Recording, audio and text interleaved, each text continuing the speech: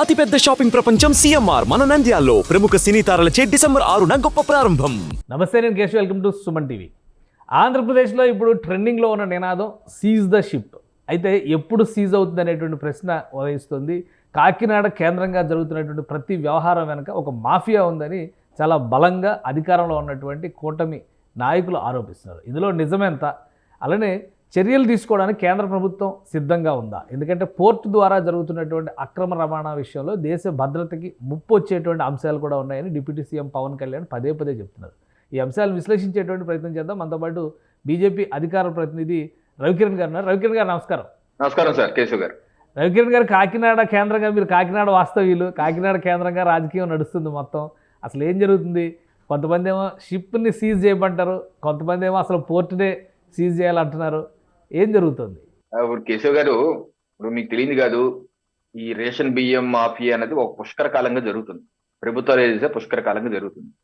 దీనిలో అవినీతి వేళ్ళూరుకుపోయింది. ఈ యొక్క అవినీతి వ్యవస్థని కోకటి వేళ్లతో పకిలించేయాలన్నది దృఢ సంకల్పం పవన్ కళ్యాణ్ గారిది, ఎన్డీఏ ప్రభుత్వాన్ని. కాకపోతే దీనిలో అనేక అంశాలు చిక్కుముళ్ళు ఉన్నాయి. ఇప్పుడు గత 5 మాసాలుగా మీరు చూస్తుంటే మా ప్రభుత్వం యొక్క చిత్తశుద్ధితో ముందుకు వెళ్తూ డే 1 నుంచి నాదెళ్ల మనోహర్ గారు మంత్రిగా, పౌర సరఫరా శాఖ మంత్రిగా బాధ్యత తీసుకున్న మొదటి వారంలోనే కాకినాడకు వచ్చారు.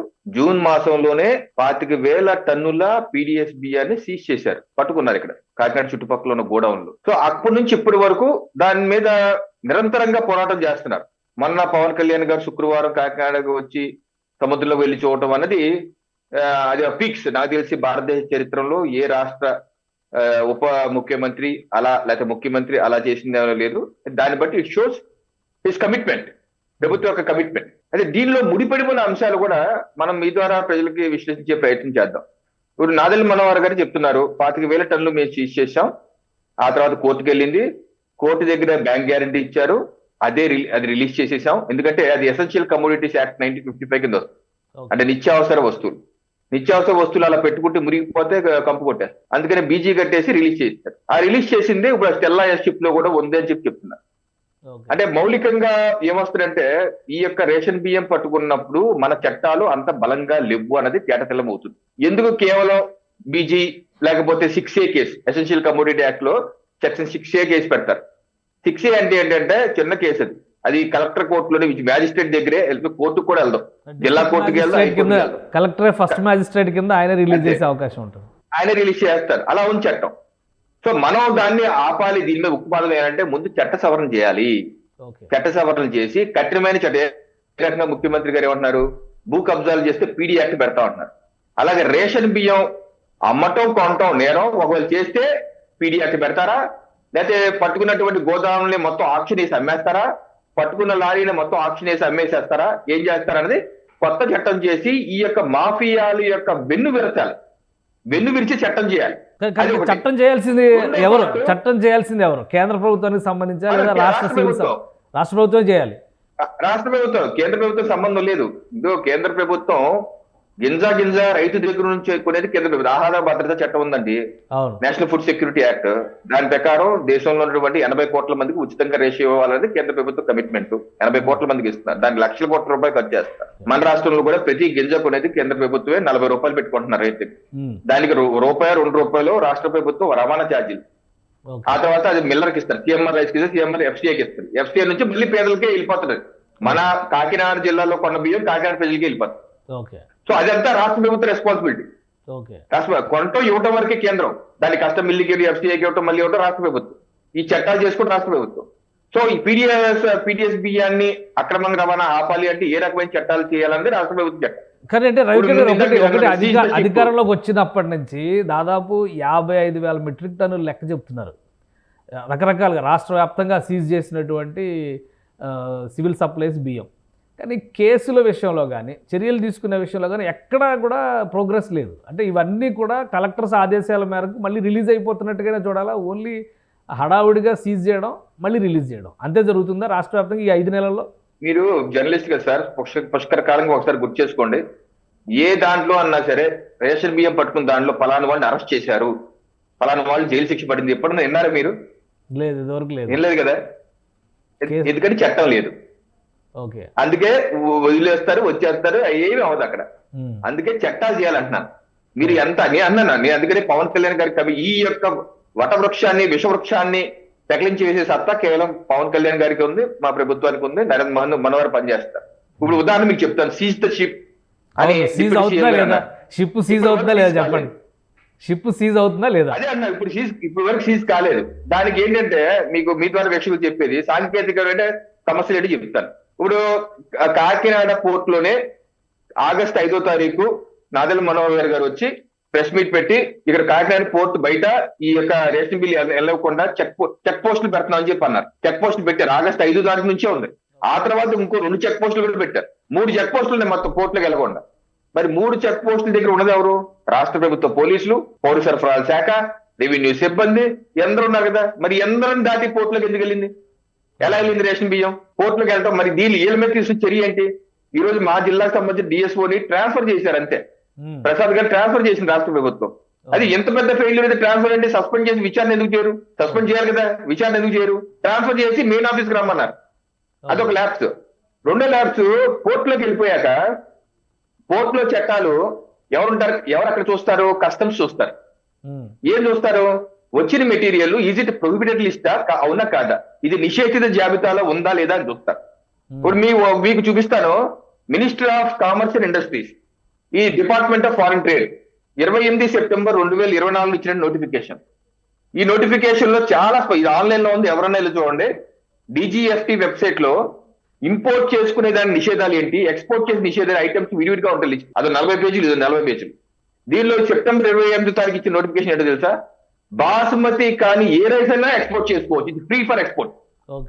బాసుమతి తప్పితే మిగతా ఏ రైస్ అయినా ఎక్స్పోర్ట్ చేసుకోవచ్చు అని చెప్పి మనకున్నటువంటి డిజిఎఫ్టి సర్క్యులర్. ఇప్పుడు చెప్పండి, ఆ స్టెల్లా ఎల్లో ఉంది బాసుమతి రైసా? కాదు కదా. కానప్పుడు ఏ చట్టం ఆధారంగా దాన్ని సీజ్ చేస్తాం? ఏ చట్టం ఆధారంగా దాన్ని సీజ్ చేస్తాం? కానీ అసలు షిప్ ని తనిఖీ చేయడానికి కూడా డిప్యూటీ సీఎం స్థాయి వ్యక్తిని వెళ్ళనివ్వలేదంటే ఇది ఏ విధంగా చూడాలి? అలానే నాదెండ్ల మనోహర్ గారు ఇంకో సివియర్ ఎలిగేషన్ చేశారు. అసలు ఈ పోర్టు కేంద్రంగానే ఒక మాఫియా నడుస్తుంది, రకరకాల ఎగుమతులు దిగుమతులు జరుగుతున్నాయి, డ్రగ్స్ కూడా ఇది కేంద్రం అవుతుంది అంటున్నారు. పోర్టు పర్యవేక్షణ ఎవరి బాధ్యత? ఇందులో కేంద్ర ప్రభుత్వం జోక్యం చేసుకుని ఆదేశాలు ఇవ్వాల్సిన అవసరం ఏమైనా ఉందా? ఇది ఇందాక మేము చెప్పిన దానికి కొనసాగింపుగా ఈ యొక్క రేషన్ బియ్యాన్ని మీరు తొలముట్టించాలంటే అనేక కోణాల్లో ప్రభుత్వం పనిచేయాలి. రాష్ట్ర ప్రభుత్వం చట్టం చేయాలి, కేంద్ర ప్రభుత్వం మాట్లాడి ఆ నిషేధిత జాబితాలో పీడిఎస్ ను కూడా యాడ్ చేయించాలి. అలాగే వినియోగదారుడు అమ్మనివ్వకుండా చేయాలి, లబ్ధిదారుడు ఎందుకు దానికి తగ్గట్టు చట్టాలు చేయాలి. అలాగే రైతు కోణంలో ఆలోచించాలి. అలాగే సంక్షేమ పథకాల కోణంలో కూడా వాళ్ళు మోటివేట్ చేయాలి. ఇప్పుడు నేను ఎందుకంటే సంక్షేమ పథకాలు ఎందుకు మోటివేట్ చేయాలన్నానంటే, ఇప్పుడు మీకు గుర్తు చేస్తాను, కేంద్ర ప్రభుత్వం నరేంద్ర మోడీ గారు గ్యాస్ సబ్సిడీ వదులుకోమని గివ్ ఇట్ అప్ అని చెప్పేసి ఒక పిలిపించారు. గ్యాస్ సబ్సిడీ ఎవరైతే మీకు అక్కర్లేదు అనుకుంటున్నారో నేను విభజించేయండి, నేను ఉజ్వల పథకం పెట్టాను, మీ ఇచ్చిన డబ్బులతో పేద మహిళలకు అందరికి ఉచితంగా నేను గ్యాస్ కనెక్షన్స్ ఇస్తానని చెప్పంటే దేశంలో 1,30,30,00,000 కుటుంబాలు వదిలేసుకున్నా. ఆ ఇలువ 5 లక్షల కుటుంబాల వరకు ఇచ్చారు. ఇప్పుడు రాష్ట్రంలో ఏమవుతుందంటే, రాష్ట్రంలో 1,48,00,000 కుటుంబాలకి రేషన్ కార్డులు ఉన్నాయి. మొత్తం కుటుంబాలు 1,58,00,000 కుటుంబాలు, అంటే కేవలం 20 లక్షల కుటుంబాలకి కార్డులు మిగతా అందరికి ఉన్నాయి. ఇది బోగస్ లెక్కని అందరికి తెలుసు. వాళ్ళు తినరు, 80% తినరు. ఎందుకు తినరు అంటే అది ఒక సమస్య. ఇప్పుడు వాళ్ళు కార్డు ఎందుకు పెట్టుకుంటారు? తిన్నప్పటికీ తీసుకుని అమ్మేసుకుని వేలు ముద్ర వేసేసి ఇప్పుడు వినియోగదారు వరకు వెళ్తుంది. సాంకేతికంగా చూడండి, వినియోగదారు వరకు వెళ్తుంది, ఏలు ముద్ర పడుతుంది. టెక్నికల్ గా ఇట్ ఈస్ డెలివర్, టెక్నికల్ గా ఇచ్చేసారు. ఇచ్చేసినాక వినియోగదారు అమ్మేసుకుంటున్నారు. ఎందుకు తీసుకొని టెక్నికల్ గా అమ్మేసుకుంటున్నాడు? వారికి భయం ఏంటి? నేను కనుక రేషన్ తీసుకోకపోతే నా రేషన్ కార్డు తీసేస్తే ఫీజు రీయింబర్స్మెంట్ రాదు, ఆరోగ్య రాదు, ఇలా సంక్షేమ పథకాలన్నీ పోతాయి అని భయం ఉంది వినియోగదారు.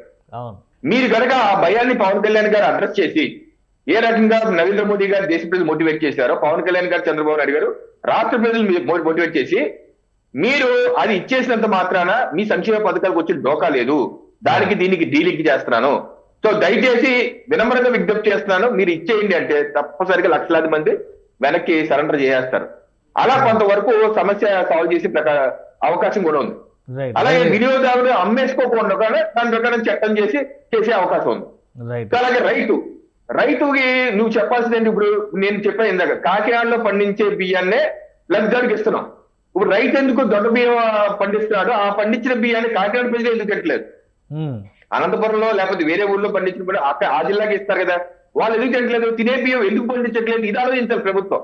ఉమ్, ఇవాళ రేపు కేంద్ర ప్రభుత్వం, రాష్ట్ర ప్రభుత్వం మంత్రివర్గం కూర్చుంటది కాబట్టి నేను అడిగేది ఏంటంటే, సమగ్రంగా ఒక కమిటీ వేసి, ఐఏఎస్ కమిటీ వేసి ఒక నెలలో నివేదిక ఇప్పించుకొని ఆ రైతుతో ఏ రకంగా తినే సన్న బియ్యం చేయొచ్చు అని ఆలోచించాలి.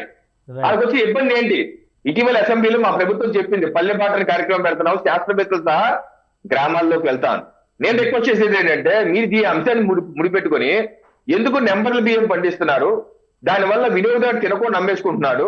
ఇప్పుడు నేను కొనుక్కోవాలనుకుంటే నాకు 65 రూపాయలు, 70 రూపాయలు ఎందుకు అంత రేటు? వాళ్ళు 10 రూపాయలకి అమ్మేసేది ఏంటి? పెద్ద రేటు అయితే 70 రూపాయలు కొట్టడం ఏంటి? ఈ సమస్యను పరిష్కరించాలంటే రైతుతో సన్న బియ్యం పండించాలి. రైట్. ఆయనకి ఇబ్బంది ఏంటి కనుక్కోవాలి. గిట్టుబాటు ధర కావట్లేదా, వందనాలు సరిగ్గా లేవా? ఆ సమస్య సాల్వ్ చేస్తే రాష్ట్రంలో ఉన్న ప్రతి కుటుంబానికి 30 రూపాయలకి 40 రూపాయలకి తినే సన్న బియ్యం వస్తాయి. రైట్. దానివల్ల ఇప్పుడు ఎంతో ఆదా అవుతాయి, అందరికీ ఆదా అవుతాయి. సీజ్ ద షిప్ అన్నారు, నెక్స్ట్ సీజ్ ద పోర్ట్ అంటున్నారు. పోర్ట్ కదేంటి? మీరు కాకినాడలోనే ఉంటారు కాబట్టి అసలు ఏం జరిగింది ఏంటి? ఆ పోర్టు పూర్తిగా అక్రమ లావాదేవీలకి కేంద్ర స్థానం అయిపోతుంది అంటున్నారు. ఏం చెప్తారు? ఇప్పుడు రేషన్ బియ్యం ఉంది సార్, ఇలాగా రేషన్ బియ్యం ఎగుమతి అవుతుంది. దాని అక్రమ రవాణా అని మన ఇంత చూపించారు సర్క్యులర్. అక్రమ రవాణా అని ఎలా అంటాం? స్మగ్లింగ్ ఎలా అంటాం? డ్రగ్స్ వస్తే రేపు ఆర్డీఎక్స్, అందరం కళ్ళు మూసుకుంటే ఆర్డీఎక్స్ కూడా వస్తుంది, దేశానికి ముప్పు అంటున్నారు కదా. సో ఏం జరుగుతుంది మరి ఆ పోర్ట్ లో? అంత భద్ర అక్కడ మా కాకినాడ పోర్ట్ లో మెరైన్ పోలీస్ ఉందండి, మెరైన్ కోస్ట్ గార్డ్ ఉంది, మెరైన్ ఉన్నారు, కోస్ట్ గార్డ్ ఉన్నారు, కస్టమ్స్ ఉన్నారు, అందరూ ఉన్నారు. ఇది అంచెలంచెలుగా జరుగుతుంది. మెరైన్ అంటే నాకు తెలిసి subject to correction 12 nautical miles దాటాక మెరైన్ పోలీసులు వస్తే, ఆ తర్వాత నేవీ వస్తుంది. ఓకే, 12 నాటికల్ మైల్స్ లోపు ఈ కస్టమ్స్ వీళ్ళందరూ వస్తారు. సో అన్ని పోలీసు భద్రత ఉంది. ఇప్పుడు డ్రగ్స్ రావడం చేయడం, మిగతా పోర్టులు ఏ రకమైన భద్రత, గంగవరం పోర్టులు ఏ రకంగా ఉందో, లేకపోతే విశాఖ పోర్టులు ఏ రకంగా ఉందో, అటువంటి అన్ని కాకినాడలో కూడా ఉన్నాయి. నాగేంద్ర మనోహర్ గారు 20,000 ఎకరాల పోర్టులో 600 మంది కూడా పోలీసులు లేరని చెప్పి అంటున్నారు. సో నేను అన్నా అదే, దాన్ని కావాల్సిన విధంగా సమీక్షించి దాన్ని ఇంప్రూవ్ చేసుకోవాల్సిన బాధ్యత మన మీద ఉంది. కేంద్ర రాష్ట్ర ప్రభుత్వం, ఎన్డీఏ ప్రభుత్వాలే కదా. ఒకవేళ తక్కువ ఉందనుకోండి, భద్రత పెంచుకుందాం. ఇప్పుడు ఆ మూడు చెక్ పోస్టుల నుంచి లోపల పోర్టులకు ఎలా వచ్చింది? ముందు ఆ గొడవ దేశాలు కదా రాష్ట్ర ప్రభుత్వం. ఆ 3 చెక్ పోస్టులు మీరు మూడు ఆర్వేట్ చర్యలు ఏం తీసుకుంటారు? ముందు అక్కడ సాల్వ్ చేసుకొని, అక్కడ ఇక్కడ ఎన్డీఏ ప్రభుత్వమే కాబట్టి కేంద్ర రాష్ట్ర ప్రభుత్వాలు కూర్చొని ఇంకా ఏ రకంగా మెరుగుదల చేయాలి, చట్టాలు ఏ రకంగా మార్చాలి, కేంద్ర ప్రభుత్వ చట్టాలు ఏ రకంగా మార్చాలి, లేదా రాష్ట్ర ప్రభుత్వ చట్టాలు ఏ రకంగా భద్రత పెంచుకోవాలి, దానిలో నిర్వహణ అవసరం.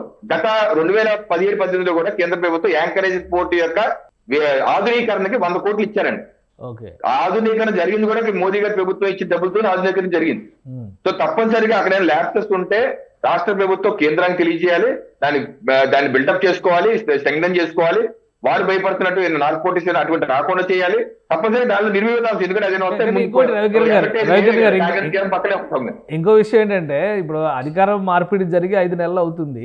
3 అంచెలుగా అక్కడ సెక్యూరిటీ సిస్టమ్ పెట్టినా కానీ వైలేషన్స్ జరిగినాయి అంటున్నారు. మీరు పోర్టులోకి ఎలా వెళ్ళింది అనేది అసలు అధికారులు, ప్రస్తుత ప్రభుత్వంలో ఉన్నటువంటి పెద్దలు కానీ, ఆదేశాలు కానీ, ఈ ప్రభుత్వం ఇచ్చేటువంటి గైడ్లైన్స్ కానీ పాటించట్లేదా? ప్రతి చోట అధికారులే బ్లేమ్ అవుతున్నారు.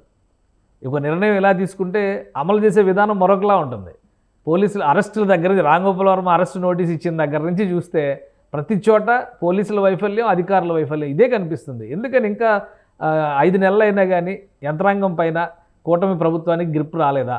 ఇదే పెద్ద సమస్య అండి. ఇప్పుడు 3 చెక్ పోస్టులు పెట్టినప్పుడు అటువంటి దాటి వస్తుంటే ముందు ఎవరిని బ్లేమ్ చేయాలి, ఎవరి మీద చర్యలు తీసుకోవాలి? అలా ఎందుకు జరుగుతుంది? అధికారులు కూడా కన్ను కప్పి 640 టన్నులు స్టెల్లా ఎల్ షిప్ లో ఎలా వెళ్ళాయి? ఓకే, ఓవరాల్ గా షిప్ లో చూసుకుంటే 2% అది, దానిలో ఉన్న దాని బట్టి 2%. బట్ అది కూడా ఎలా వెళ్ళింది? దానికి ఎందుకని అధికారులు అంటే ఇక్కడ ఒక అవినీతి వ్యవస్థ, ఒక లంచాల వ్యవస్థ వేళ్ళూరుకు పోయింది, కరప్షన్ వేళ్ళూరుకు పోయింది. ఇది ఇందాక నేను చెప్పాను స్టార్టింగ్ లో, పుష్కర కాలంగా జరుగుతుంది కరప్షన్. ప్రభుత్వాలు ఏదైనా సరే 2019 ముందు కూడా జగన్మోహన్ రెడ్డి గారు ఇదే అన్నారు. పాదయాత్రలో చంద్రబాబు నాయుడు గారు తినే బియ్యం ఇవ్వట్లేదు, అమ్ముకునే బియ్యం ఇస్తున్నాడు, నేను వచ్చాక నేను తినే బియ్యం ఇస్తానని చెప్పి ఊదరగొట్టారు. ఆయన అధికారంలోకి వచ్చారు. ఆయన ఏం చేశారు? ఆయన మళ్ళీ ఇంకా ఉన్న పోర్టులు, కాకినాడ సీ పోర్ట్ ఇవన్నీ అరబిందో రియాలిటీకి రాయించుకున్నారు. ఇంకా ఎక్కువ పెంచారు కానీ తగ్గించింది ఏంటి? ఆయన మాత్రం పెంచారు కానీ తగ్గించింది ఏం లేదు.